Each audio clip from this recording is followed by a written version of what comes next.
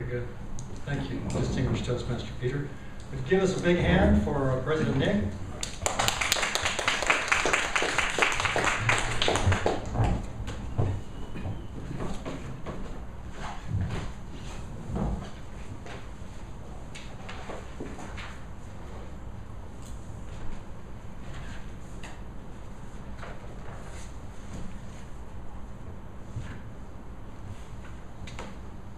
My father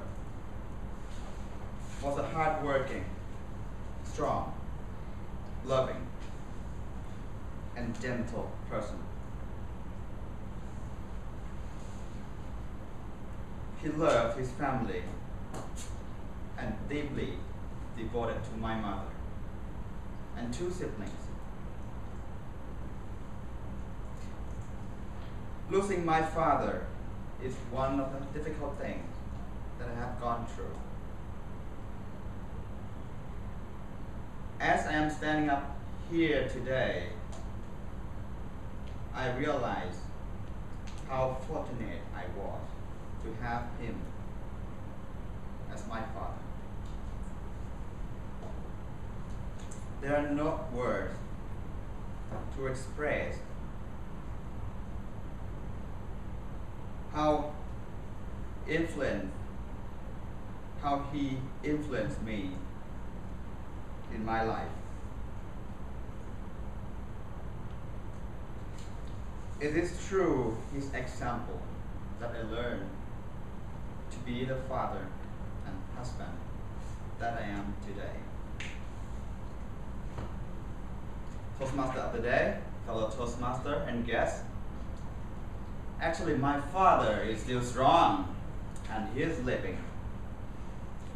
But what I read just now is my own eulogy, a script that I want to be read aloud at my funeral, which I write for myself.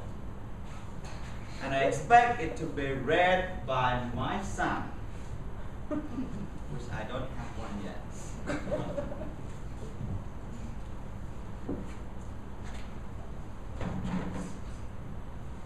What would you want to be said about you when you die?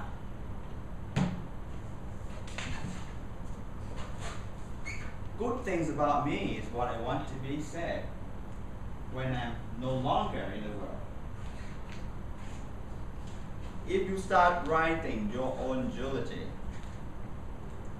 when finished, the intentional journey begins, meaning that you have your clear path. You have to clear in mind your goal, what you want to accomplish in life, what you want to achieve, and what you want to leave behind as a legacy. This is suggested by the book, The 7 Habits of Highly Effective People, written by Stephen Covey, the book that I recommend you to read. But it doesn't mean that you have to die to leave a legacy. You can do it when you are alive too. Recently, I feel so lucky to witness a real person who left his legacy. Kuntawan is a familiar name to colleagues at my work. He has been in the industry for more than 20 years in an executive position. And during my 7 years with the company, I can feel something special about him. But the picture is not entirely painted until the day of his retirement. Everything became so clear to my mind after many stories about him were told. I was not so sure before. How come a person in his position, in the high-level position like him, under high pressure, can be loved by many people or employees? What I could imagine was that he must be very demanding aggressive, looking for profit from the business, and look for productivity. But no, he is different.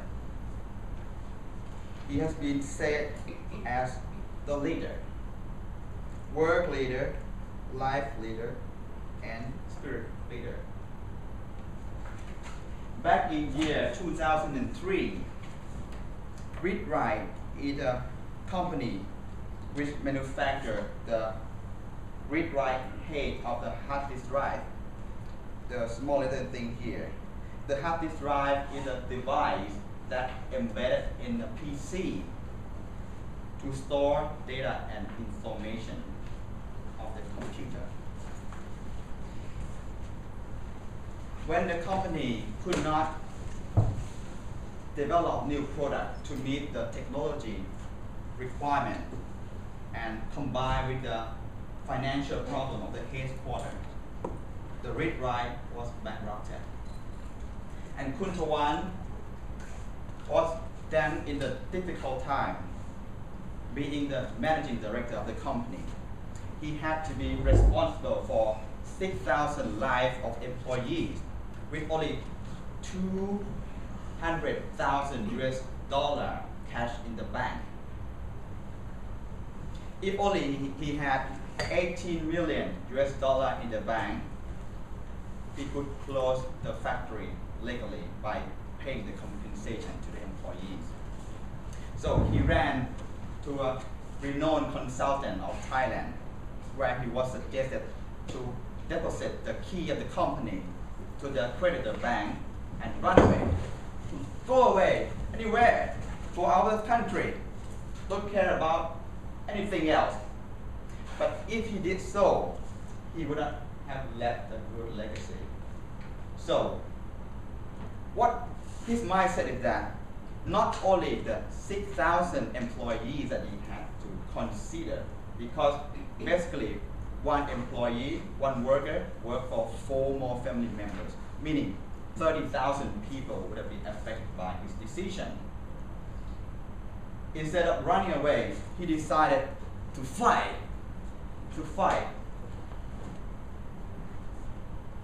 And eventually, he could close the deal with the Western Digital, the manufacturer of the hard disk drive, which have to use the reading head anyway. So, with that, he could save 1,000 jobs for people. With that, the character I find in him is that, first, he's selfless. Instead of consider about himself, he had more concern for other people.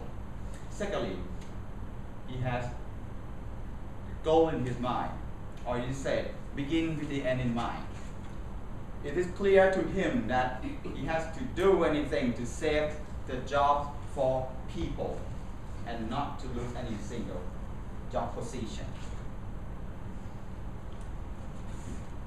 And before his retirement, he was at the very high level with at the Western Digital, and I had a good chance to have a meeting with him in a management meeting, the real last management meeting, where I threw a question to him.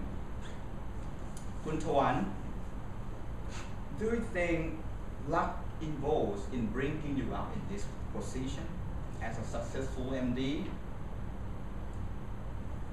He nodded his head and humbly said, yeah, maybe. But later, after I brought this topic to discuss with my friend who didn't attend the meeting, I changed my mind, I changed my opinion. Because my friend said, no, it's not pure luck that brings him to this position. Then, fortunately, I had a chance to talk with Kun Tawan again in another meeting, and I told him about the opinion I made in the previous meeting that, Kun Tawan, I changed my mind about your luck. Because luck is built by you, by your character, belief, your behavior, and your personality. So it's come to my conclusion that, in order to leave a legacy like this, I have to be selfless, begin with the end in mind, and build my own life. So what to do in life is great. What to leave behind is legacy. Not only inspired by Kun Tawan, but think about Mahatma Gandhi, Mother Teresa, who already left a good legacy, and the living people who are making the legacy today, like King Bhumibol of Thailand or Muhammad Yunus. Who else can you name? Toastmasters today? Back to you.